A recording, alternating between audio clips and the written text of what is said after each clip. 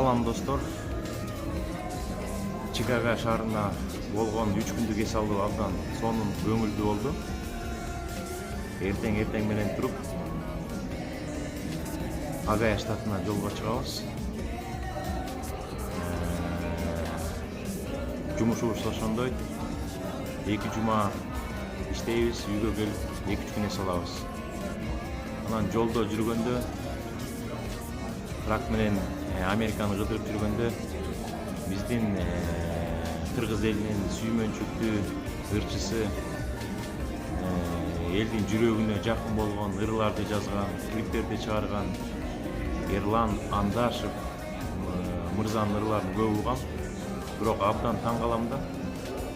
Эрлан өзү мекенинен алыс жүрсө дагы, мекенин сүйүп, мекенин сагынып, абдан сонун жүрөктү эзген сонун ырларды, клиптерди чыгарып 5 миллион, 6 миллион просмотр болсо дагы жылдын эң мыкты ырчы мырзасын албайт да.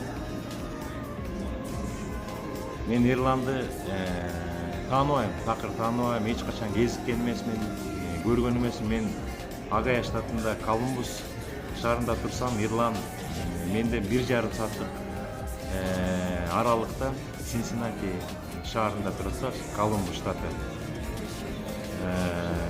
Эрланды эч качан көргөн эмесмин, бирок жүрөгүм менен колдойм. Анан Кыргыз эли менен суранып кетсем, туура болот эле.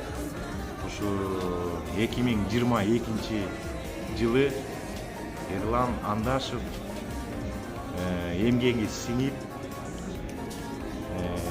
Кыргыз элинин эң татыктуу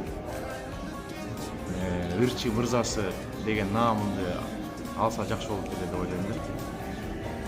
Ошон үчүн Кыргыз элим сиздерден суранып кетем.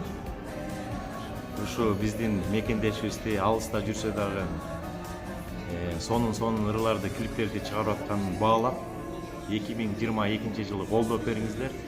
Эрлан Андашев жылдын эң мыкты ырчы мырзасы болсо абдан сонун болот эле. Элеңиздер, убактыңар көңүлдүү улансын. Кийинки эфирлерде жолукканча сак саламатта болуңуздар.